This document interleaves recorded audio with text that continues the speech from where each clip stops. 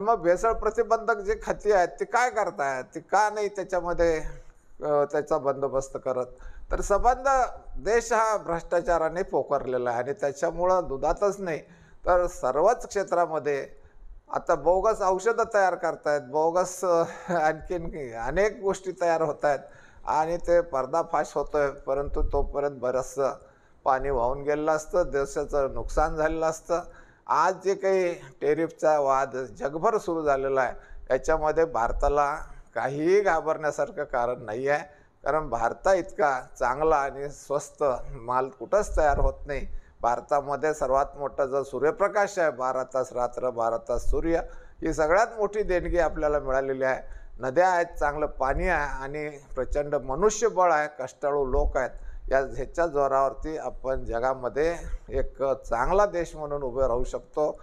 आपणही एक सत्ता महासत्ता होऊ शकतो, असा आशावाद धरून आपल्याला काम करावं लागेल. आणि या संकट नसून हे जे काही आता जगभर चाललेलं आहे, हे संकट नसून संधी आहे असं समजून आपण काम करायला पाहिजे. आणि या संधीचा फायदा सरकारने घेण्यासाठी आज जे मोदी सरकार आहे, या मोदी सरकारने सर्व शेतीमालावरील निर्बंध काढले पाहिजेत. या संबंध कारखानदारीमध्ये अंतराच्या अटी घालून ठेवलेल्या आहेत, त्या काढून टाकल्या पाहिजेत. वन्य प्राणी संरक्षण कायद्यासारखे कायदे करून शेतकऱ्यांच्या मानगुटीवर बसवलेले आहेत, हे सगळे काढून टाकले पाहिजेत. गोवंश हत्याबंदीसारखा कायदा करून संबंध भाकड जनावरांचा प्रश्न तयार केलेला आहे. तर या सगळ्यामुळं भारतीय अर्थव्यवस्था कोलमडायला लागलेली आहे. तर हे शेतकरी विरोधी कायदे रद्द करून संबंध निर्यात ही खुली केली पाहिजे आणि जगभरामधल्या अनेक गोरगरीब देशामध्ये आपला माल चांगल्या पद्धतीनं तांदूळ असेल, साखर असेल, गोडं तेल असेल, तेल असतील, डाळी असतील, या सगळ्याला आपल्याला जगभरामध्ये मान्यता आहे. पण या ज्या काही भीती, या अनाठाई भीती आहे, महागाई वाढेल महागाई वाढेल, त्या महागाई अशी वाढत नाही आहे. बाहेरच्या देशामध्ये माल पाठवला तर त्याला भाव मिळेल आणि भाव चांगला मिळाला तर त्याचं उत्पादन वाढेल आणि वाढीव खर्च जो काही असतो ते उत्पादन वाढ होते. आणि हे चक्र असं आहे की किंमत वाढल्याशिवाय उत्पादन वाढत नाही आहे आणि उत्पादन वाढल्याशिवाय किंमत कमी होत नाही आहे. किंमत कमी करतो म्हणून होत नाही, त्याला उत्पादनच वाढावं लागतं आणि उत्पादन वाढण्यासाठी त्याला किंमत मिळावी लागते.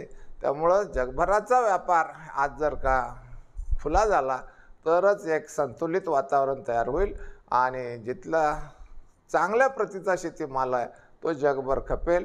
त्यासाठी भारताला एक सुवर्ण संधी या निमित्ताने आलेली आहे आणि म्हणून मी आज आपणा सर्वांसमोर आलेलो. माझी आपणा सर्वांना विनंती आहे की हे जे काही लोक यामुळं आपल्या गरीब शेतकऱ्यांना आणि गरीब देशाला त्रास होईल असं जे म्हणतात ते दादांत खोटं आहे. असा काही शेतकऱ्यांना त्रास होणार नाही. फक्त हा देश आता शेतकरीच वाचवणार आहेत. कारण कोणताही इंडस्ट्री किंवा कोणते कारखानदार या देशाला आता वाचवू शकत नाहीत.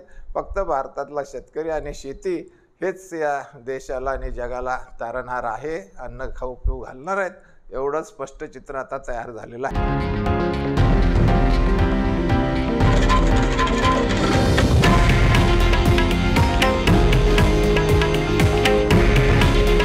हे आहे देशातील नंबर 1 न्यूज नेटवर्क आणि आपण पाहत आहात TV9 मराठी.